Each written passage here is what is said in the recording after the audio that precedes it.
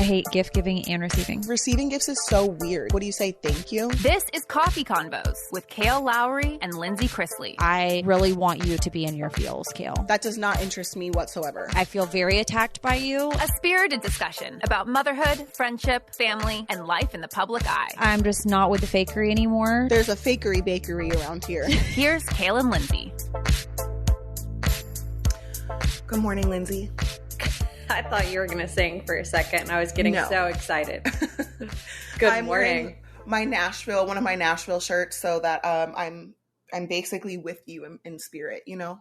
I am wearing a crop top, a pair of leggings, a matching bra, which is like super cute. Look at this thing. That's so cute. The boobs are boobin'. The boobs be boobin', honey. Got to tell you something though. Okay. And I think it's called like phantom pregnancy. I might have made this up. I might have coined this on my own. But I just puked my guts out before we got on here. And my nipples feel like they're going to fall off. So why are you so quiet? Ma'am, what makes you think it's phantom? What is phantom about that? I don't know. You know, it's like when you're starting to expect your cycle and your boobs like regularly hurt when you get a period. Mine don't. I wonder how many women's do and then don't. And do we all get freaked out when they like extremely hurt, but then get our period and we're like, oh, it's just going to be a bad one? Or do you get freaked out when they don't hurt that month and you know you're about to get your period? I've never gotten boob pain in my life, except for when I was finding out that I was pregnant with Lux. Literally had Chris unhook my bra in the middle of New York City because I took him to New York for the first time and we were walking, my boobs hurt. That is the only time my boobs ever hurt in my entire life. So very curious to know. And I think you should take a pregnancy test. We're starting rumors. I feel like this has gone from this podcast to the Southern Tea. Because we're spilling tea over here today. We're spilling tea. I will say though, I ate chicken before we started recording, and I'm wondering if the chicken's what made me sick. I have like this mystery like illness going on. Like I don't know what it is. You're glowing though. Like as soon as you popped on here, I'm like, wow, Lindsay's glowing. I look like a rag doll. I don't know what's happening. So listen, I'm not saying you're pregnant, but I could kind of do a baby bump though. I wouldn't be mad if you were. I went to Jackson's school awards day today. Yeah. And I just think it's so funny to like see your kids get awards and what you think they'll get an award for and what they actually got an award for. What did he get? Okay, well, he got an award for styling and cheesing award. He's always smiling and always styling. Period. And he was not happy about this award at all. He was like, I really wanted class athlete. Like that was really what I was going for. Like that was the one that I wanted. And he was like, I can play 5 sports. So why is the person that won only play 1 sport? And I don't even consider it a sport. And I'm like, well, just because you don't consider it a sport doesn't mean that it's not. Well, what sport was it? Soccer.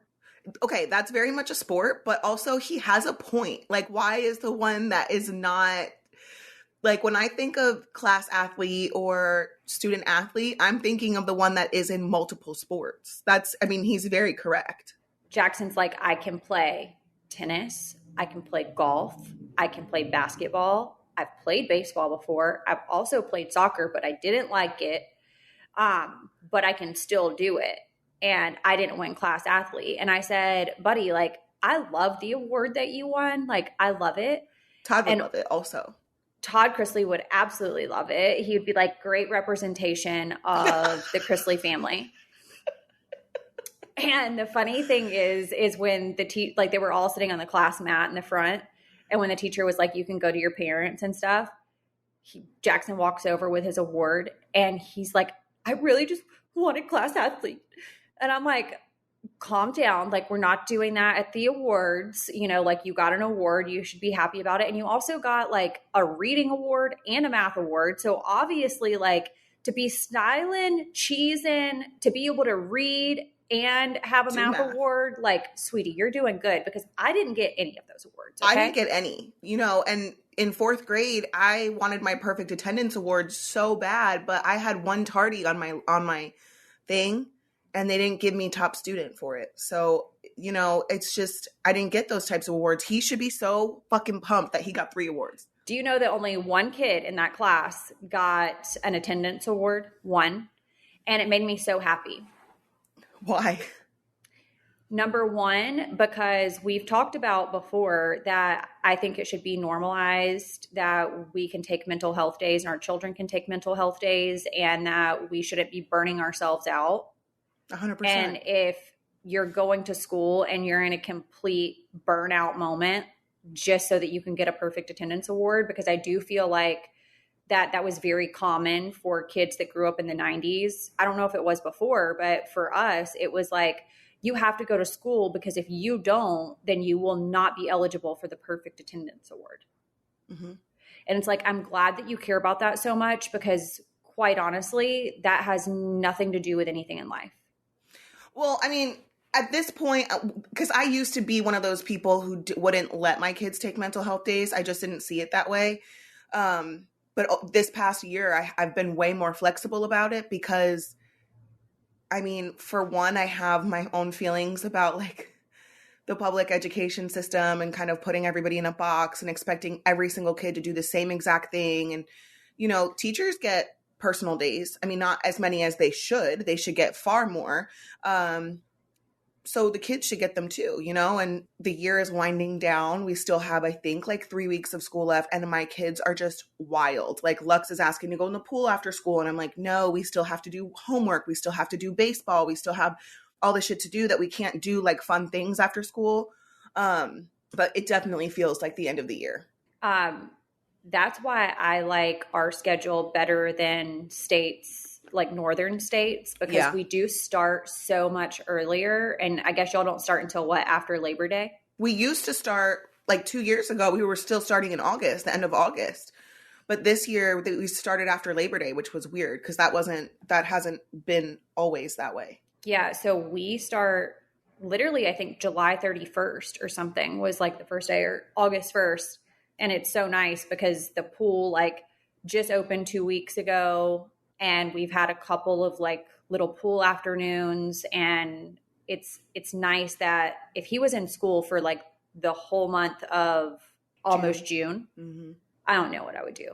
But anyway, Jackson walks up and he's like, Dad, I just want to let you know that you're not the reason that I won this award. He then lifts up his sweatshirt and he goes, do you see this shirt that you made me wear to school today? Not the reason. Oh, and my God.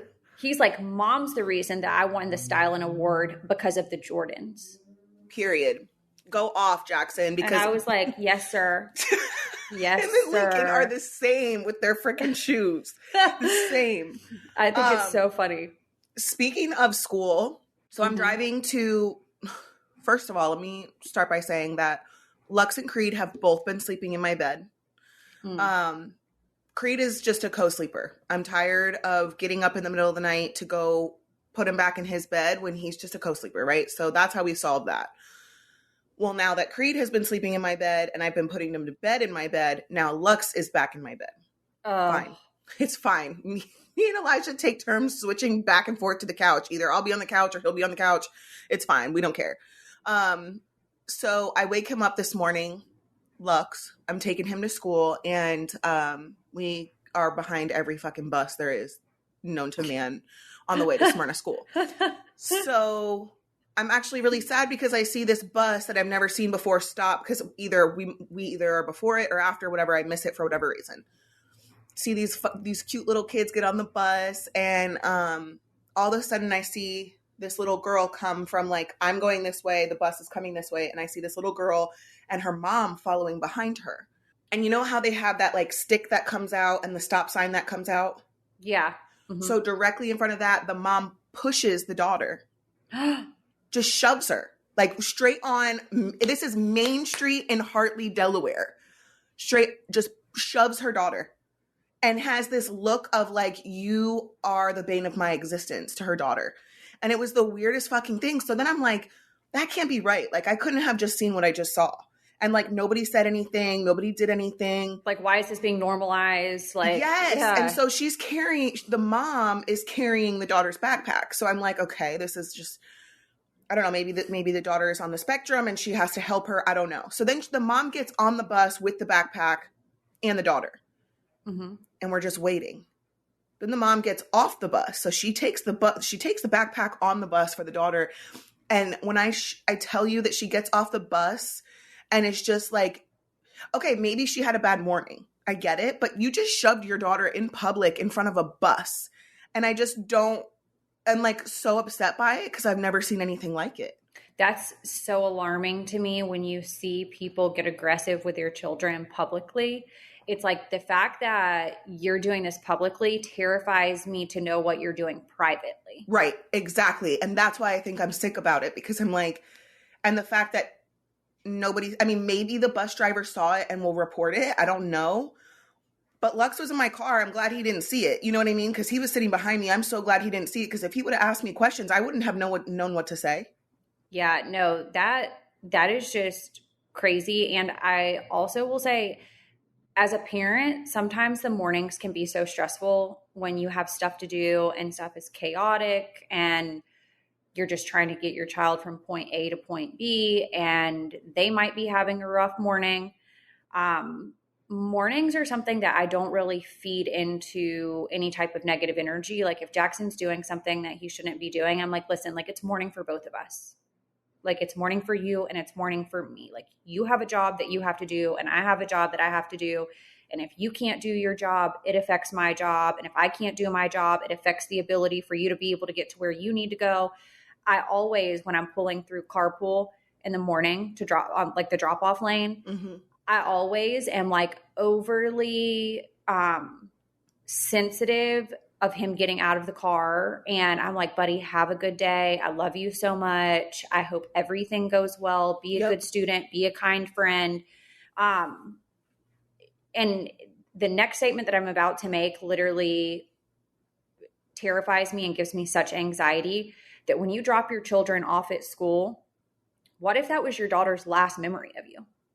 That's absolutely heartbreaking and terrifying to think about, but it is something that you have to think about. And like we both said, like we all have bad days. I get it. And mornings can be chaotic. I have a shitload of fucking kids. I really don't. I would say for me, nighttime is harder than morning time, but it's still chaotic nonetheless. And I cannot imagine that being the last memory that I have of my daughter or the last memory my daughter has of me. It just made me sick. I hope that the situation gets resolved. I hope the daughter's okay. I hope the bus driver saw it and reports it if she needs to. I wouldn't even know how to report it because and I don't know them and I've never seen them before, but I just had to talk about it because. And the last thing I want to say on this is if that child did need additional assistance, that further pisses me off. Right. Like if she was special needs, and that's even more alarming. And if it's just one of those things that's so sad too, because if she did need special assistance, I know that there is like extra care for, like I've heard, and I'm sure it's not available for everyone because it's the US, but like caretakers will come help with people that need, extra care, kind of like they do at school, or if they have like a para on the bus. Yep. For help or whatever. And so I don't know, like maybe if she's that frustrated or having a hard time with her daughter, I don't know what the resources are that are available to her, but like maybe that would be an option for help so that she doesn't get so frustrated. Listen, parenthood is so hard. And the older I get, the more patient I become. I feel like a lot of it could have to do with Jackson being older and, more self-sufficient. But also the older I get, the more of an emotional being I feel like I am than I was before. And so I'm very sensitive when it comes to him. Speaking of buses, though, Will told me yesterday, he was like, I was waiting outside, for Jackson to hop off the bus. And I see the bus like go cruising by the house and it gets like 2 houses past. the normal stop and like the bus isn't stopping. So he's like, shit, like Jackson didn't get on the bus. Like, where is our kid? So all of a sudden the bus just like comes to a halt. And he said every day that Jackson gets off the bus, he gritties across the road. And he was like, what happened? And he was like, I don't know. I guess my bus driver forgot that I was on the bus. And I stood up and said, hey, I'm on the bus. And I'm like, thank God, like that he was paying attention. Hey, I'm on the bus. Can you imagine? Like, No. this is why our kids, children who already have cell phones, I'm like, that's why they need them in the bag, because if that bus would have kept going, Will would have thought that Jackson was still at the school and he would have gotten in his truck and left. And then the bus driver would have come back and Will would have been nowhere to be found because he would have been looking for Jackson at the school and Jackson would be home. Oh my God. I would have freaked the fuck out. That's like the time that they sent the fucking kindergartner Lincoln to the front of the school. Lincoln went out the back door and was standing outside the school waiting for me to pick him up when he should have went to the office. It's like little things like that. Like these adults need to just like think for a second. That's why they need air tags in their backpacks. Right. Absolutely. All right. I actually just recently got KiwiCo, and I'm so excited because the year is coming to an end and we'll have something to do. KiwiCo is defining the future of play by making it engaging, enriching, and seriously fun. I love this for rainy days. I love this for summer. I also love this as a gift idea. So if you know a child that has it all and you never know what to get them, I feel like this is something that is beneficial to the child and the parent, because the parent's going to have a lot of fun watching their kids. They can also help. So KiwiCo delivers crates packed with fun and sparks creativity with kid-friendly topics and activities, from engineering robots, which we've done, to learning about the science of cooking. There's interesting topics for every kid, and I have a kid of every age group, so I have crates from every line. I absolutely love KiwiCo. Did I tell you that I've been like hoarding all of the KiwiCo crates for summer? No, that's perfect. I can't even, yeah. I probably have 10 or 12 of them at home as well, because they're perfect for summertime. Like normally I will leave them at the door. Jackson loves to get packages that are addressed to him. He thinks that that's the greatest thing ever. Aww. But I will normally just like leave his KiwiCo crate at the door so he can bring it in himself. But I have been bamboozling him and taking them and putting them in a storage closet so that he has them to do over the summer. And he's probably wondering like where the heck they are. But we've also done the robot one as well. But have you tried any of the cooking ones yet? No, but I did get a cooking one for Lux, because Lux loves to help cooking. Jackson also loves to do stuff in the kitchen. He definitely doesn't get that from me, but I love that he loves doing it. And you know that I love the geography ones. Mm-hmm. Really, he likes any of them. And you can just redefine learning with play, explore hands-on projects that build creative confidence and problem-solving skills with KiwiCo. You can get 50% off your first month plus free shipping on any crate line at kiwico.com/coffee. That's 50% off your first month at kiwico.com/coffee. Okay, I have to tell you that I went down a fucking rabbit hole. Okay. Uh-oh. So when I'm depressed, as you know, I'm on my phone less, right? But last night, Kristen was like, I need you to get on your stories. I'm like, all right, give me a minute. Damn. No, I'm just kidding. I was like, anything for you. So I did that. And then I get on TikTok while I'm on my phone. And I never really followed the Kim and Kroy thing. I've never been like what show are they from? Real Housewives of Atlanta. I've never followed it. She had her own show, Don't Be Tardy, on Bravo. Okay, yeah. So I've heard of those shows, but I've never watched them, right? So I knew who they were. I know who Brielle Bierman is. Never followed their shit. Saw they were getting divorced. Didn't give a fuck. But then I get to this TikTok and they're talking about Kroy, I guess, motioned for Kim to have an evaluation or whatever, right? A mental evaluation. And they go into, and then didn't say anything more about the mental health evaluation. So I was like, okay, that's weird. Then she immediately dives into the finances. I'm down this rabbit hole of this couple that I've never followed in my life, and I can't stop. It's like a fucking train wreck that I'm just in. And now I fully understand why people were invested in my divorce and everything that I've done in my life, because you get down these fucking rabbit holes that you can't get out of. And I'm just so fascinated. Well, tell me what you found out. Okay. So Kim has a severe spending problem and has like devastated the family financially. She owes this wine company like $11,000. And this is like, there's bank statements on the TikTok. And there's like highlighted, whoever did this, I don't know. I have the TikTok, but I don't know who did the deep dive. $11,000 is owed to this wine company. And they messaged her saying, hey, like we've tried 6 times, to, you know, charge your account. It's being declined. She's trying to send people money on Venmo. It's getting declined.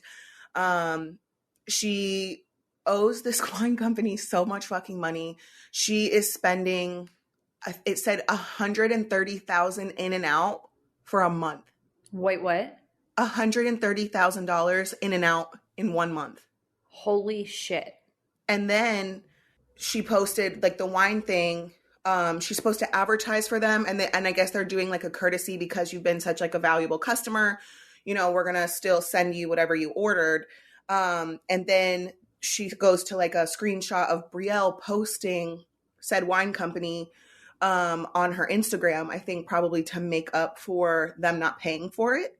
Mm-hmm. But I'm just like, oh, and I guess she has a gambling problem, allegedly. I don't know. Like I said, I have no idea. A gambling problem. There was some other stuff, but I was just like. Well, there was 2 things that I saw. Allegedly, he's been having an affair or like cheating on her with various people. But then I also saw something that kind of gave an opposite side, that she was cheating on him with someone significantly older than him. And the person that she was allegedly cheating on him with also has tons of money. Well, she's not getting any because she's not paying her bills. Well, so where this all started, I kind of started following this with the foreclosure stuff that was going on. Oh, that's right. Like, I forgot about that. I'm Atlanta native, so like I hear a lot of stuff. Mm-hmm. And it's pretty well known that she's like a heavy spender around Atlanta. Like that's just a known thing. And I think that she left Real Housewives, or they didn't ask her back. And then she had her own show, Don't Be Tardy, and it had like all of her kids on it and her and Croy. And then I don't think that show got renewed. So it was like canceled. One season? No, it was a couple seasons and then it got canceled. Okay.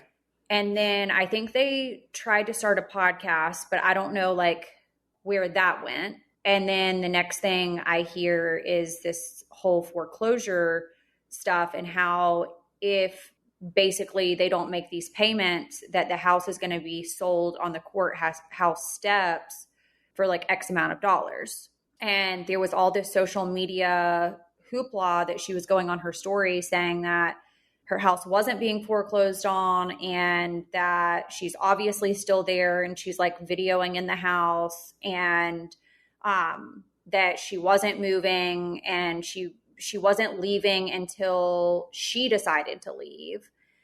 So I don't know what happened with the house, but at that point I was like, okay, obviously there's like financial stuff going on, because if you were on Real Housewives of Atlanta, probably made a hefty paycheck, had your own show, probably made a hefty paycheck. You guys also had other projects. He was a professional athlete, played for the Falcons. So I'm like, there was enough money to pay for that home that they lived in. Unless they were spending it where they shouldn't have. I know she has some like Bitcoin situation that she's still investing into. And in the TikTok, it was like, if you owe $11,000 to a wine company, why are you investing in this like Bitcoin thing? And my thought was like, maybe she's doing that in hopes that she'll get like a big payday with that so that she can catch up on her bills. Like maybe that's how she's operating. That's where my mind instantly went, but I don't know. I mean, I know all of like the TikTok world are doing deep dives on their situation. All I'm going to say is that I believe that if I had to guess, financials definitely are one of the biggest parts of the issue. And my parents always told me growing up that finances are the leading cause of divorce. I guess it would be really hard to imagine, you know, and I don't want to specify anybody's names, but you guys will know who I'm talking about. People who go from TV shows and no other real income outside of like TV show income and then maybe like brand deals, going from that to absolutely no income. Because if you, at some point, you're going to lose your following to some degree. They're going to lose some type of interest if you're not on anything, if you don't have a podcast. Are you talking about somebody who is scuba diver certified? Yes. Okay. Is she scuba diver service certified? I'm just making sure that like we're on the same page. Yes. Okay. Yes. Okay, got it. So part of this. Yes. I would imagine it could be very difficult to take that kind of pay cut. You know, like I took a pay cut when I left Teen Mom, but then, you know, I work really hard on my podcast and my brand deals. I want them to be good. I want them to be, you know, just, here's the problem though. I think that we could do a whole series on reality TV. Mm-hmm. I think that reality TV incentivizes such poor behavior that becomes your norm. And also on a lot of shows that you have built an image that you have to maintain. Yeah. There's no room for you not to maintain it. Mm-hmm. So then I think that that's where a lot of people get in trouble, and a lot of people get on reality TV and don't have a plan outside of reality TV. It's not going to last forever. No. And you have to go into it with that mentality. And that's what I've always said is like the books, the podcast, my degree, like all of these things. Yeah, I would have to explain to, you know, corporate America or whatever, where the gap was in my resume, but I also would be able to answer to that. You know what I mean? Mm-hmm. So I can imagine how difficult that is to maintain an image when you're not getting the same type of payments. You're not getting the same type of paychecks. And I don't know if she's getting brand deals or not on her Instagram. I have no idea. But if she is, it's not going to be the same amount that she was getting when she was actively on reality TV. That's just not realistic. I mean, my heart goes out to anybody who is in any type of struggle, regardless whether, you know, they contributed to that or whatever. And, you know, divorce always has multiple sides of the story. There are children that are involved, and I always hate to see this. And I hated to see it when you went through your divorce with Javi, mm-hmm. that there were children that were brought into that marriage from previous relationships. And so, you know, you've got to think about those kids' mental stability, and what they knew that seemed so stable is now so gone. Right. Absolutely. You're right. And it just sucks. It does suck. And it's just one of those things that you wish that it was kind of like the NFL, where they explain to the family members, you're about to make a lot of money. This is the right way to do it. This is the wrong way to do it. Just to say, I mean, I don't know if it's to cover their asses, but I never got that from any type of reality TV producers or anything like that to tell you, you know, you're going to get these lump sums or you're going to get these payments, you know, think about what to do with them. Think about an investor, think about a financial advisor. Like, I didn't get that until I was 25. Such poor behavior and financial decision-making is so incentivized on reality TV that it should be required by production companies or networks or anyone who is signing up to do reality television, and they're making these, you know, larger paychecks, probably larger than they've ever seen before, that they have to go through some type of financial class. Now, whether they choose to apply it or not, at least it can be said, you know, that it was offered. Right. Because then you also have to take into consideration, you know, taxes, that whole thing, because people, I mean, I can't tell you how many years I was playing catch up for so long on the tax front because I didn't know that I would owe taxes. And then I didn't know my kids would owe taxes. And so that's a whole other situation that's separate from these big lump sums. You know what I mean? Like, I pay a third of my income in taxes, and only now, you know, within the last 5 years, has Kristen really helped me put 30% of my paycheck in a different account, you know? And so it's a lot. So I definitely, I empathize, I sympathize. I see anyone that's struggling with this, you know, it sucks. But yeah, I was just down this rabbit hole of Kim and Kroy, and I'm so interested to see how this plays out. I might be the only person, I'm going to go out on a limb here. I might be the only person that's ever been in reality TV that required the production company to take my taxes out before I ever got paid. I tried and they denied it. I told them I wouldn't work.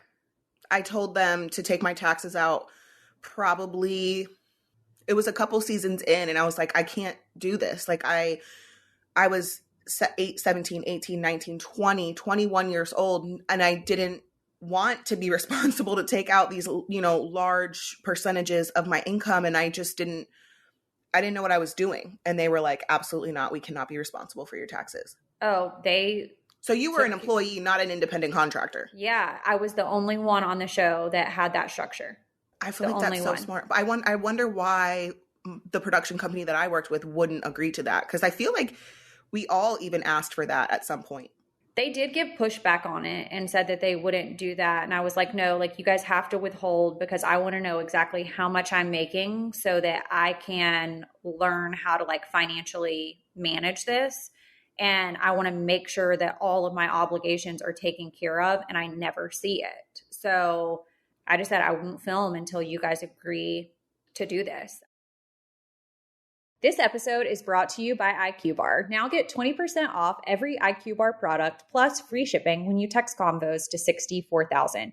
Kale, I have started to pack all of my snacks for the car for my trip. And guess what's in it? IQ Bar. All of the flavors of IQ Bar. I regularly say that I love every flavor of IQ Bar, and it is not even a joke. I love them so much, and I just love that it tastes great, but it's also packed with healthy, functional ingredients for your body and your brain. And as a mom, we can all use that extra brain stuff. Well, I've been sending them to school with my kids too, because they're supposed to bring a healthy snack to school, but they are so good. They don't taste like they're super healthy, which is nice. And they do come in 7 mouthwatering flavors that Lindsay mentioned. I have a favorite, which is the chocolate peanut butter, and I'm just like a chocolate girly. But I also want to mention that they're the #1 brain and body protein bar in the US with over 10,000 5-star reviews and hundreds of thousands of happy customers. You guys are going to love them. You can create the feeling of finally discovering a truly nutritious bar that tastes good. I absolutely love IQ Bar. Jackson loves IQ Bar as well. And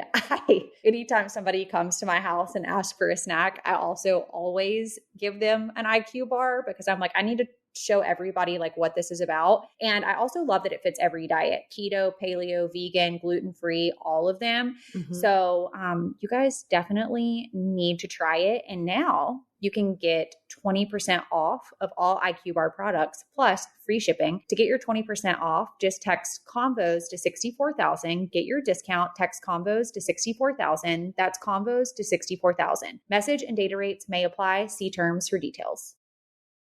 Speaking of filming, I was talking about on the Southern Tea last week that I don't know, now that I have the podcast, I feel like it would be really hard to go back to reality TV. Do you feel the same? I don't think it has anything to do with the podcast for me. I think it's just not having filmed in a year and a half. I feel like it, you know, when I did try to go back after what it was like 3 months off, I think the last season that I filmed, that was so hard for me after having like my own life to do for 3 months and not have to worry about a film crew or scheduling that. It was really, really difficult for me to go back just after 3 months. And I had a meeting last week or 2 weeks ago about doing Kale and the Chaos. And when I was talking about all the things that I would, all of my stipulations, and it was just based on my experience. It wasn't anything crazy. Like, you know, stipulations like being able to help produce and, you know, seeing the final cut before it airs, kind of like, you know, the Kardashians when they did Keeping Up with the Kardashians, things like that. I want a producer credit because I'm in charge. Like, there was just so many things. It's so, I would do it, but I think it would be very weird to go back. It's hard for the people who are on reality TV who don't have any type of producer credit because you film basically what they tell you to. And then you don't know how it's going to be cut or how it's going to be used. On Chrisley Knows Best, my dad was the only one that had a producer credit. Really? Mm-hmm. So did he get to see final cuts and things before they aired or no? Mm-hmm. Yeah. So if he saw something edited the way that it was just not accurate, could he say, no, we're not airing this? Yeah, I believe so. Like he had a full say in that. See, that's the only way I would go back to filming. And I had told them, I said at the meeting, I said, my biggest concern was that my story couldn't be told in 4 minutes. And so it was focusing on things that did not matter and blown things up. And so then it was very difficult and I would get defensive because you're wanting me to tell my story in 4 minutes and then editing that down. I'm like, my story is worth 40 fucking minutes. I got lots of baby daddies, lots of fucking kids. I have podcasts. I have all kinds of shit. I said, it's not fair to expect me to be okay with this villain edit. And then I was leaning into it because that's what you do. What you do. You lean into, whatever narrative is pushed on you for several years. I said, so, you give me the proper time to tell a proper and accurate story and I'm in, like that. I'm going to have less problem filming the drama if it's the entire picture versus he said this, but then she said is not there or, whatever it was. So I don't know where it's going to go, but I'm not signing up for one-sided bullshit. I'm past that point in my life. I'm 33 and I got shit to do. And it's certainly not one-sided bullshit. So, well, and two, like I don't communicate with Javi and Chris outside of email. Stop trying to force a narrative and force me to talk about, we don't have a relationship. There's nothing there. So why are we focusing on Chris and Javi? Like it's email only. And it's working and we're getting along that way and nothing is wrong that way. And so let's just, if Joe and I, right. And so it's just things like that. But anyway, we can move on from this. I don't think that I planned on talking about that. You know what? It kind of, what the last thing that you just said kind of goes hand in hand with my current state of mind of just being on this self journey of protecting my peace and not allowing any outside influences disturb what I know is in the best interest of not only myself, but my household. Right. Absolutely. And like, I'm not going to do anything that feels inauthentic for any reason at this point. Like, no, why? Absolutely not. And, Kristen keeps reminding me, she's like, Kale, like, you can do a show if you want, but you don't have to. Like, you're fine. And I'm like, I know. I just think it's what I know. So I equate my success to reality TV where I shouldn't because I've worked on things outside of the show that have been super successful for me or, like this podcast and things like that. But, I was on TV for 13 years. So I equate success to having a reality show, which is just not fair. Well, I mean, I feel like it's what and because that was pretty much all you did for a long period of time. And that's where you invested so much time. I think it's fair to give credit. Oh, totally. From where you came from. Yes. But at the same time, don't give too much credit from where you came from to diminish what you've currently done. And, somebody had commented on my Instagram that was like, oh, riding your parents' coattails or something like that. And I'm like, oh, that's interesting because, and then Kristen cussed him out, riding your parents' coattails. And I'm like, oh, that's interesting because I actually left Chrisley Knows Best on my own terms. Mm-hmm. I took a 6-month hiatus, partnered up with you, started Coffee Convos, and have had more success in the podcast space than I ever had success in reality TV. So as much as I am so thankful for the platform that Chrisley Knows Best gave me to be able to launch off of that and to do something else, I don't give all of the credit to reality TV. Right. You give credit where credit is due and keep it moving. And last time I checked, I started in the podcast space and others came to the podcast space. So I didn't follow anybody. Well, so there's that. That is the tea.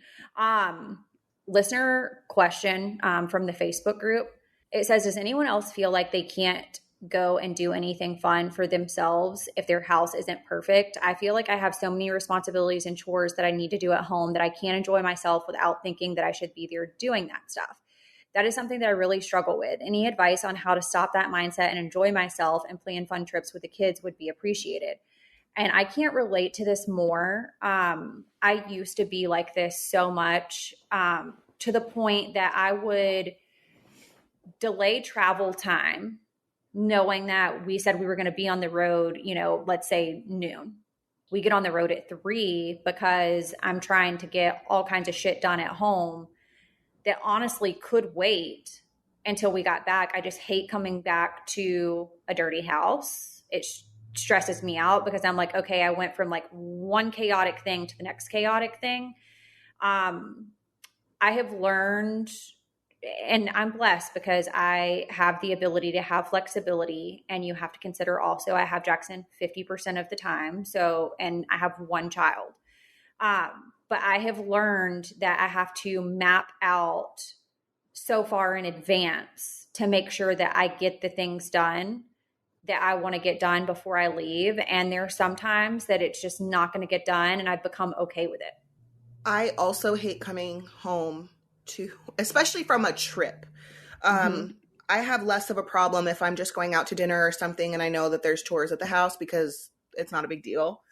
I can't, with all my kids and my animals and everything else, I cannot imagine the anxiety that would take over. So I feel this girl completely. And I just think about if I had to do every single thing in the house before I do anything, I would never get to leave. So that I wish I had advice. I don't, because I just go.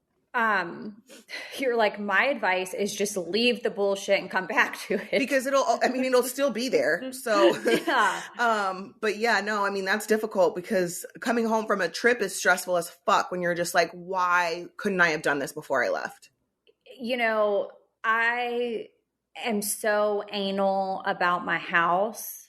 It's not really the stuff. It is being in a clean and peaceful space. And if it feels chaotic, I don't feel at peace. Right. And so I always, before travel, I always go through my refrigerator and get rid of all kinds of shit that I know is going to be bad whenever I come back. Mm-hmm. I always try to make sure that most of all of my laundry is done whenever I leave because I don't want to come back to it. Now, there's been plenty of times that I have left my house where my laundry is done, but it hasn't been put away. And that was a big step for me to be able to know, okay. It's in a basket and it's clean and I'll put it away when I get home. Yeah. I think taking the small steps were what was good for me, and also planning ahead, because when you're traveling with if you have children and you're traveling, I'm really, and people would probably not expect this of me, I'm a really, really bad packer. Like, I'm an anxiety packer, and I last minute pack.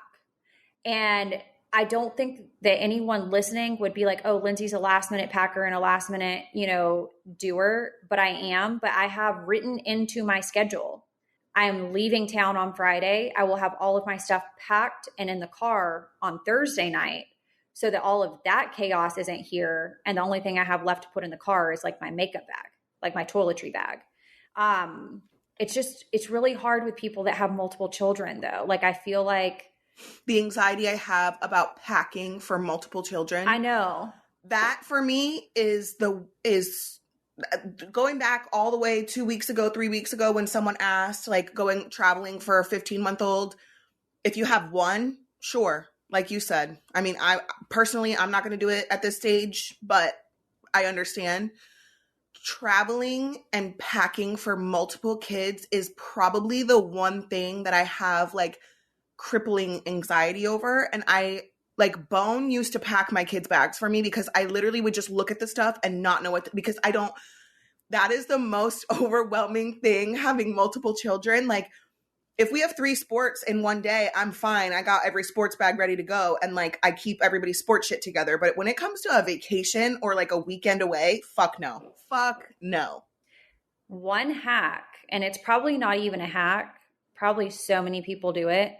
The best thing that I ever did for myself is to learn how to compartmentalize my packing and use the packing cubes, because I forget far less. And I have specific packing cubes for specific things. So it's like, I know when I'm packing Jackson's bag, it makes it less overwhelming because I'm not thinking of like a whole thing all together all at once. I'm thinking of that packing cube. So it's like pajamas, zip up, done. Underwear and socks, zip up, done.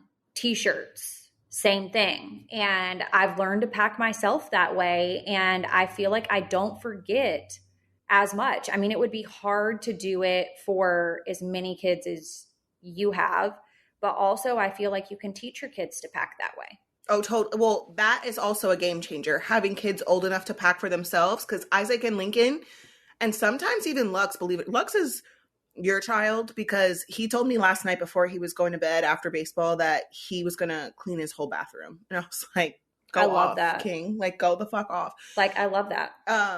When they can pack for themselves is a game changer. But I think for me, like when we went to New York last week, whenever the fuck we were just in New York, everyone was at their dad's when I was packing. So I had to do it just to realize Lincoln and Isaac do their own laundry now. Their laundry wasn't done. So they had no clean underwear, no socks. I'm texting their dads, emailing one, texting the other. Can you please send pajamas and underwear, because they didn't do their laundry over here and I didn't realize. Normally they do their laundry before they go to their dads so that when they come home, they have clean laundry. So that's part of the anxiety also is just they didn't have what they needed. So then it was just a fucking nightmare. The packing cubes, I just got on that train whenever I went to Thailand. So now that you say that, I'm going to, sorry, Kristen, since we're going to Myrtle Beach, whenever we're going to Myrtle Beach with Kristen, I don't know when, I am going to order packing cubes for the kids, because now that makes so much sense. Like, I can do that for myself. Why didn't I think of that for my children? Well, and it just helps, if you can make a list for your kids and be like, okay, you need 5 outfits and you need 5 pair of pajamas, pack you an extra couple pair of drawers because we know you're going to shit in them. Like, making them a list and sending them to the room with their list and their packing cubes, they'll do so much better, I feel like, than just throwing everything in a suitcase and then wondering why they have no drawers when they get there. Right. Also, going back to the listener topic about the anxiety, Lindsay has always been very heavy on that everything has a place. So if you have kids and things like that, make sure they know where the places are. And if you need to get labels, like in my office at home, every fucking thing, and I'll take a picture of it, has a label. So my kids can never, if they take out any type of school supply, craft supply, coloring books, anything, they can never tell me they don't know where it goes. Also, in my drawers in the kitchen, I did the same thing. I mean, they don't have labels, but you pull out the drawer, you know what's what. So that is huge. So if you have someone that's living with you, either a partner, a roommate, kids, whatever, once they see where a place is, like where said thing goes, it's less clutter, it's less to pick up. Also, Elijah did something in our bathroom. I don't have like a hamper specifically in the bathroom. I have one in the closet, but the laundry basket in our bathroom is for towels, and we keep it at the bottom of our linen closet. So all the dirty towels go in there, because I personally like to wash my white towels separate from anything else. Yes. So that kind of minimizes the shit, and it's also out of the way. So like, when you go to open your linen closet and you go to get a clean towel, okay, there's only 2 left. I got to take the ones at the bottom to clean them. So like little shit like that, where it's just like more of like a system, is super helpful. I'm trying to think of other tips that have worked. So like labels, systems, for the kids, whenever I had the Neat Method come do the kids' closets, they have actually maintained it, because again, they knew where everything was. It's sort of like a packing cube, but like for real life, not for every day. Yeah, because it has a place. Yeah. And so it's like labeled for the kids or whatever, the case is. So think about that. Look at the Instagrams. You don't even have to hire these people. You can look at the Instagrams. I think the Home Edit might have like a situation where you can like buy it online or something. The Neat Method might have it also. Do the place for everything. See if your kids and your partner or your roommate, whoever, can help organize it. Once it's established, it's so much easier to keep up with. And then you'll know like what needs to be done, what doesn't need to be done. Love that advice. And yes, everything in life has a place in your life, whether that be organization at home, friendships, relationships, your children have a place. Yeah. Your children have a place. I'm obsessed with my Quince slippers and also my down Did you comforter. copy me? No, I got the waffle slippers and you got different ones. Oh yeah, I got different ones. And I also am obsessed with my slippers. I like my slippers better than your slippers. Also, you need to get the down comforter. I got the white one and I love it. So let's talk about Quince for a second. They offer a range of must-haves, which I love. They have sweaters, they have European linens, they have mulberry silk skirts, pretty much anything that you would wear or have in your home, they have. I actually was having my makeup done the other day and came out of the bathroom and was wearing the cutest pair of Quince pajamas. And the girls were like, oh my God, I absolutely love those. And I just said, with Quince, you can get high quality, timeless pieces without paying the luxury price tag. And that is for me. Yeah, I absolutely love it. You'll elevate any space or your closet. Shop with Quince today and discover the affordable luxury you deserve. Right now, go to quince.com/coffee to get free shipping and 365-day returns on your next order. That's quince.com/coffee for free shipping, 360-day returns, quince.com/coffee. You think Vanderpump Rules is messy now? It's always been messy. I'm Jax Taylor, the OG Pump Rules villain. And I'm Brittany Cartwright, wife of the OG villain. And we've got a new podcast, When Reality Hits. We'll definitely be talking about Vanderpump Rules, past and present, and oh my, Scandival. Ugh. And you'll get a look at what life is like for us now as we figure out marriage and parenthood. Little Cruzy. And friendships, and definitely feuds. It's our real reality, with and without cameras. And sometimes with special guests like our celeb friends, former castmates, and other veterans of reality TV. So listen to and follow When Reality Hits with us, Jax Taylor and Brittany Cartwright. At Apple Podcasts, Spotify, or wherever you get your podcasts. Okay. The next listener topic from the Facebook group says, I know it's long, but I think you both can relate. Have you ever dated someone who is just so perfect, but something just doesn't click? I was seeing this guy for about 7 months. We agreed at the start it was just casual, but despite that, he still treated me better than I've ever experienced before. Randomly buying me flowers, planning really nice dates, always messaging me good morning and good night. But despite all of that and really enjoying the time together, I just didn't fall in love. He did. The casual status all of a sudden became too much for him, understandably, so we broke it off. It's just so frustrating because I don't know why I just couldn't develop those feelings. Is it because he just wasn't right? And if not, why not? Do I only fall for jerks, or am I not over my ex? I know none of you can answer this for me, but I'm just curious if someone else has had this experience or has any ideas. I don't know right now. I just feel like love is stupid chemical reaction. And if it was controllable at all, I would have just have fallen for this guy. This is like me and Malik. This is literally what she just described is me and Malik. And I never fell for him the way that he asked me to marry him, I just never, and I'm not speaking to now because of what he did after the fact. I just never developed the same type of feelings. And I think partially was because I was not over Chris, and partially because people can have they can check off all the boxes and it's just still not the right person for you. Mm-hmm. And so unfortunately I didn't make good choices and I let him on and I stayed for way longer than I should have. And he would come every time I tried to break up with him, he'd come back. And so it just became this like game essentially, but it's sometimes people just aren't right for you and they could do such good things and be such a good person. And it's just, you're not compatible. I also think that there's something to be said about the chaos. If you only fall for jerks, which is what she said, there is, and I'm not going to get too much into the psychology of it, but based on what I've learned from therapy is that you can be addicted to the chaos and not realize it's the highs and lows, the pulling in, the pulling out, not sexually. I meant of the commitment of the relationship, of the partnership, whatever. But also the other.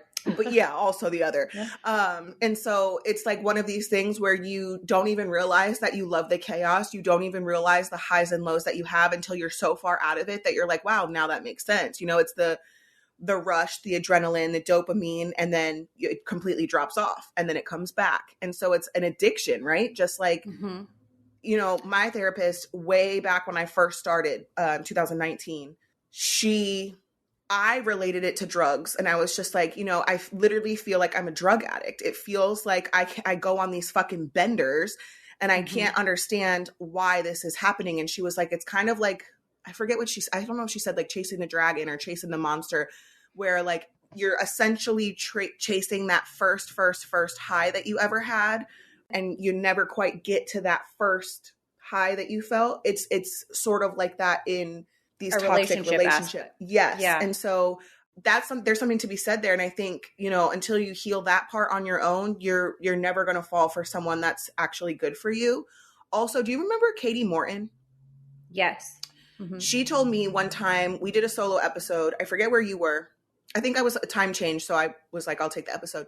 She told me, because I was telling her in that episode, like, I really wanted it to work with this person. It was Malik at the time, but like, I wasn't into it. And she said that it's good to be bored and it's good to be in a calm relationship. And you have to get comfortable with that.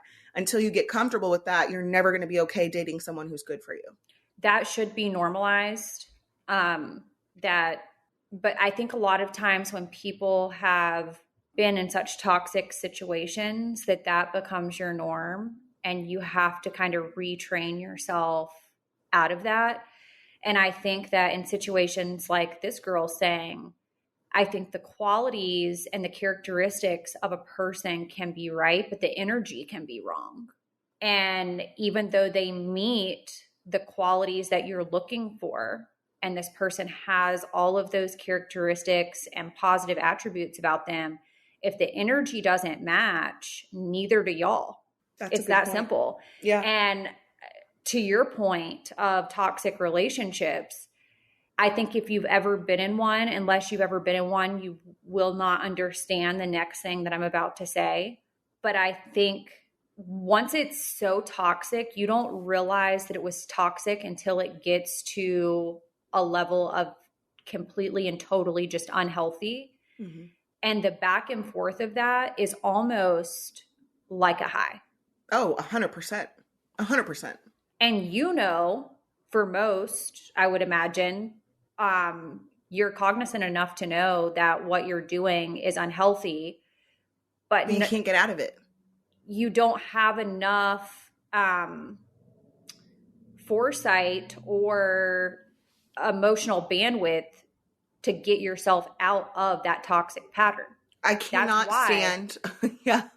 Toxic shit goes on for so long. And people who have not been in a toxic relationship will never understand that. And it's the most infuriating fucking thing when they're like, just get out. Why did you go back? Like, I mean, pretty much all of my relationships have been very, very toxic going back to high school. They've all been toxic, right? Well, just get out. I would vent to, you know, my friends or whatever. Well, why would you go back? But then when you get in something normal, you second guess yourself and question, like, why is this so normal? And is this person missing something? Because it's nothing like what I had before. And like, why is it like this? And you have to get out of the pattern. And I do think that that's why when you come out of a toxic relationship, if you are not working actively on yourself, whether that be through therapy or self-healing, you shouldn't jump right back into a next thing, because you're never going to be able to separate those two relationships, the toxic one to the one that could be healthy. Because you'll always compare them to each other. And, you know, you'll still be romanticizing the toxic one and, you know, the good parts of the toxic one. And then you'll unromanticize, for lack of better words, the one that could be good for you. And you'll never fully commit there because you can't. You're not capable of it. We had another question that is from someone that says, since you're freshly divorced, I wouldn't really consider myself freshly divorced, but in the grand scheme of things, probably. Could you give me some insight to all the things that need to be covered in my divorce and custody? My situation is a little different because my husband is abusive to me and my children. And then this person tagged you and said, I'll take all of the advice you have on getting over the mental and emotional and physical abuse. how do you stop loving this man? Kiddies, if you have any advice for me, I'm open for it. Just reading my initial divorce complaint has me in shambles, Googling every word only to feel like an idiot. Oh, that's so difficult. I always say put everything that is in or can be in the kitchen sink in your paperwork, because I don't think that that's something that you'll ever regret. The regret will be as if you don't. Yes, and I can attest to that. Keep a running document of, since the complaint has been filed, or whoever has filed for divorce, keep a running document, Word document, Google Sheet, whatever, of things that your ex says and does that need to be noted, and just put what needs to be noted. Don't give a whole long story about it. Just bullet point what needs to be noted. Same for the kids, if he is there or not there for the kids, during this time, because if you don't have custody during this time, you're going to have to share the kids with them, with him. Write everything down. If the kids say anything, to you about what he's doing, what he's saying that needs to be noted, write that down. Keep it in a running doc. Make sure your lawyer gets it. Or if you're not using a lawyer, make sure you use it. Use a binder, whatever you need to do. There's a Cozy app that has like scheduling that you can do for where like you and the co-parent can share the kids' schedules. That's helpful. Also, Talking Parents is a way to communicate not via email, but via text. You cannot delete text. And it's a safe way to communicate so the courts can see how you guys are communicating. That's an option.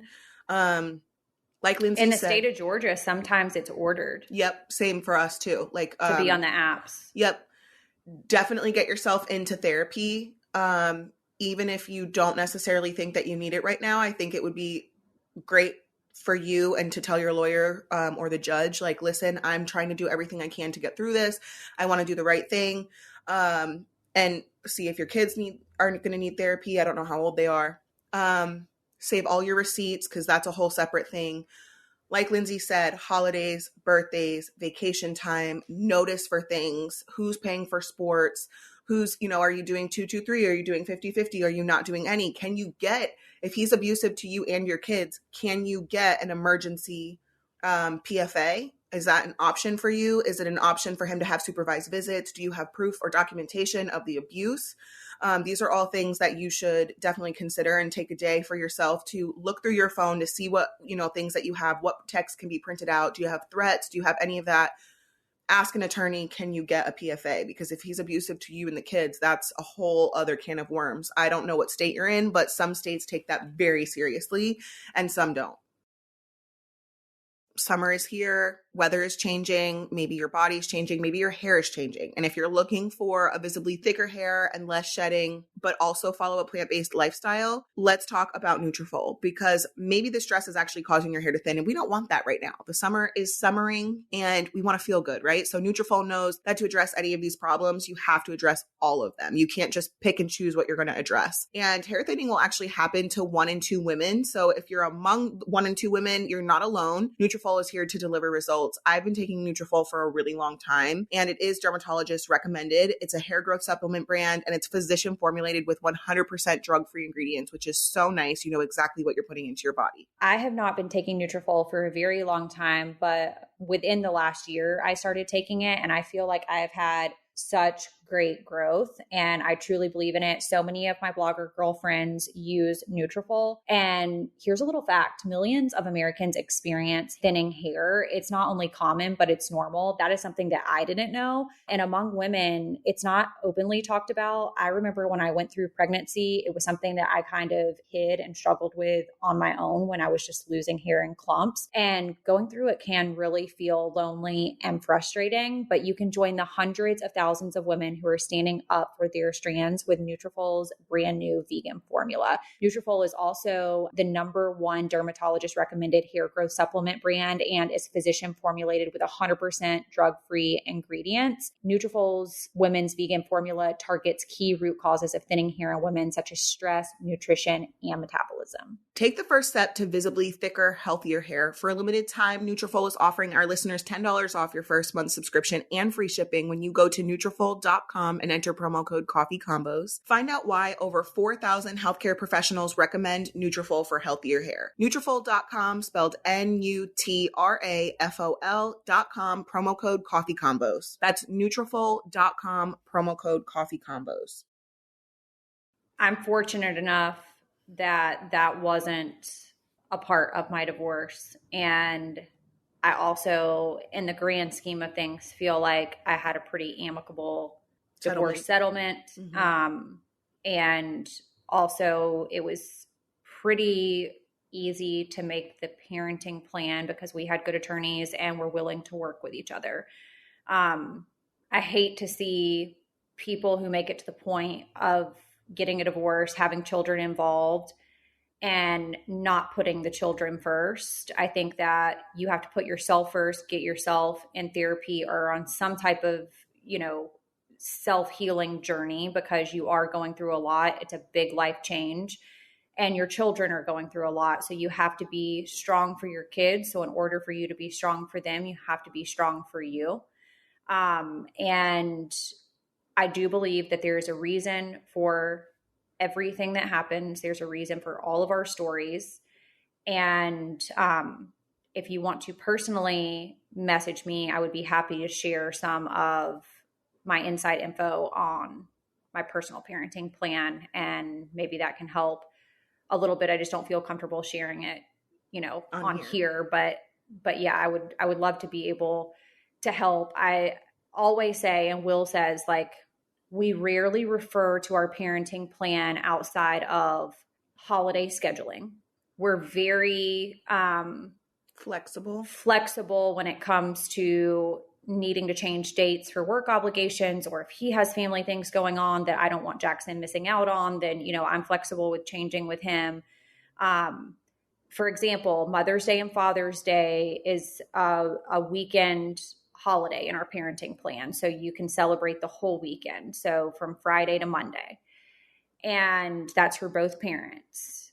Will had Jackson on Friday and Saturday, so I could do some alone stuff and have some alone time by myself and then celebrate and be fully present all day with Jackson on a Sunday. And we were flexible about that, but that's not what our parenting plan says. In fact, we went through 2 different custody schedules before we got to our 225. So I also want to say we didn't have it figured out from the beginning, and what's actually written in our parenting plan is not what we go off of. To that point, I've said on this podcast before, there's nothing in my parenting plan with Chris about birthdays. So he's getting the kids for their birthdays for the 2nd year in a row. And that was me missing that part. Some parts of my custody order with him are very vague. The other 2 are not vague at all. So they're just, you have to be, and to your point of getting through this and how not to love them, I was in therapy for 3 years to get over this man. So it's not going to be easy. And you're going to go through times where you miss him, where you love him, where you are romanticizing all the good things.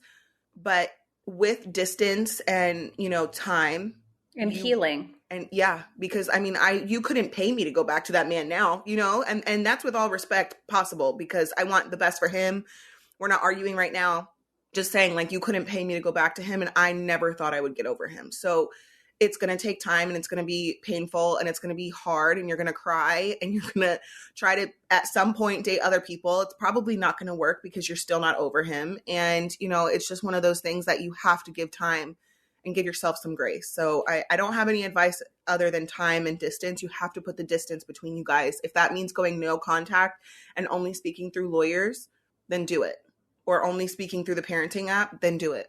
I think a lot of times when you are going through a relationship stuff, whether you're, trying to decide if you're going to stay in one or you're getting out of one, you're going through a divorce, you've got kids involved, a lot of times when you're no longer with that person, you find yourself romanticizing things that never existed because it was something that you're fantasizing about.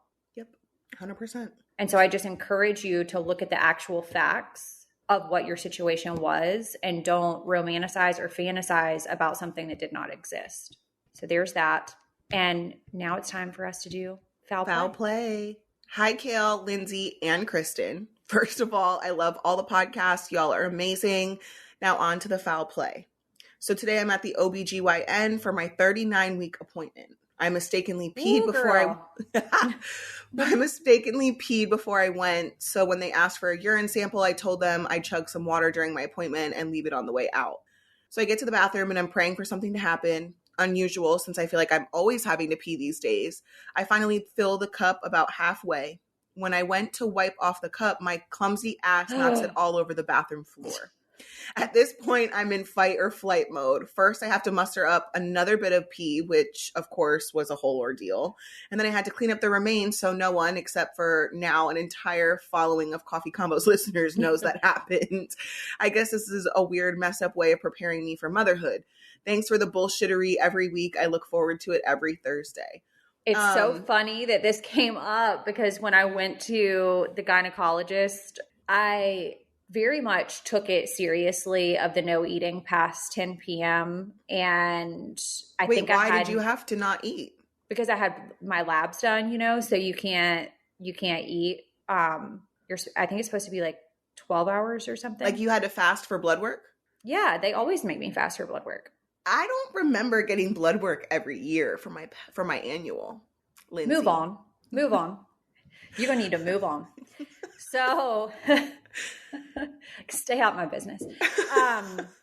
So I had my labs done and I was like, I've got to muster up some piss because like I have had nothing and it's been like lots of hours, like way over 12 hours. The only thing I'd had was water, but like it evidently wasn't enough to cause me to have to go to the bathroom. So I go in and, you grab those cups and it's so awkward because that everybody has touched every fucking crevice of that bathroom with possible urine hands. And I also wonder why they don't have like a glove for you to slip your hand in when you go to like open that metal door to like put your piss in the thing. Because people have peed, put their coochie up to the cup, then they go and stick it right, guaranteed, because this is the method that I do, that you go and stick it right away, then wash your hands. Right? Well, also, when you're peeing in the cup, I've definitely tinkled on my hand before. Oh, that doesn't surprise me about you at all. Also, though, I was able to go literally like this much, so it just like covered the bottom like little rim of the cup. And so I was like, fuck, this is not going to be enough. And then I'm going to have to redo it. So I need to like ask the nurse for some water while I'm like waiting for the doctor to come in and check me. And I sit down and she does my blood pressure and all this. And she's checking my iron. And I said, did you check my urine? And she was like, yeah, it was good. Everything's, fine, whatever. And I said, well, it's always the weirdest thing because you never know, like they never tell you like fill the cup up, or it's just kind of like you're on your own island. Like you go in, are we supposed to fill up the whole cup? Like she's like, oh, just enough, like for me to check to make sure you don't have any like type of infection, pregnancy test, whatever, just like dip it in. And it was just the bottom. So I encourage all of you who are pissing in the cup and filling it all the way to the brim. It's unnecessary. Also, if your bathroom at your OB or your GYN is within arm's reach, stick the cup on like the sink or something while you get your shit together, because surprisingly enough, I've never spilled urine. I've never spilled urine either, ever. Now I say that the next time I go, I'll fucking spill it all over the place. But I also, when I'm peeing at that place, I always look on the floor to see like if there's any particles of anything. Do you? No, because I'll get so skeeved out. Skeeved. I will get so skeeved out. I'm so weird about that. Oh, so tell me, you don't have your labs done? At my yearly visit? No, I don't think so, unless there's like a problem. I get my PAP, but I don't remember getting my labs done at a yearly. But now I'm going to ask. I'm going to be like, listen, my friend gets her blood taken for her yearly. Why is that not happening for me? I didn't last year. Okay. Second Good and talk. last foul play. Hi, ladies. I listen to all the podcasts, of course. Okay, so back senior year of high school, I had a best friend who didn't smoke weed. It was around her birthday, and I decided I was going to get her high because she decided she wanted to, and I was someone who was always super comfortable. She was always super comfortable with. Well, we're driving my car later, and she's so violently messed up, she smashes her head off my passenger window because she thought it was down and puked all over the inside of my passenger side of my car. Shit was gross. Thanks for listening, guys. I love you all. Damn, I didn't know smoking weed would make you throw up. I've heard this from like a lot of people, honestly. Yeah. Mm-hmm. I've never thrown up. I from mean, smoking weed. I've never thrown up, but I have heard people talk about it, and I've heard people getting sick from gummies too. Oh. Yeah. I don't think that that's uncommon, but what is uncommon is someone who decided to smash their head off of somebody's passenger window. I would be absolutely pissed. And if someone puked in my car, immediately know that you have just signed up for a detail payment. Oh, and rightfully so. I mean, like, if you throw up in someone's car, they shouldn't even have to ask you for that. That's something that you should be offering. Were you the person that told me that you threw up in an Uber before? No. Someone told me they threw up in an Uber before and then got pissed because the person gave them like a bad review. And I'm like, well, no shit. Like, you literally puked your guts out all over the back of their car, and then their Uber driving for the day was done. It was Their done. Uber driving for the week was done because So, they like- probably, by the time they got a detail appointment, and I'm not touching no fucking strangers throw up. I'm just not. Speaking of cars, though, did you see in the Facebook group where there was like this custom car and it was a seat that had a toilet in it? I commented. I was like, Oh, if you I did? ever hit the lotto, I'm getting a seat with a toilet in it. But where would the piss and shit go? Maybe it's a Just liner. on the road? Or on the road. That's disgusting. That is a Well, it's better than literal shitting yourself in the No, car. That's a literal safety hazard for the United States of America citizens. Where do you think shit goes now? Not on the highway, No, but it Or goes in on our the oceans. road. It goes in the water. and that's why I don't go in them. I go into pools Okay. with chlorine. That's enough. So on that note, I got some shit to do and I've been extremely tired. So outside, stop giving me that face. If you guys have not followed us on @CoffeeConvos Podcast on Instagram, you know where to fucking find us.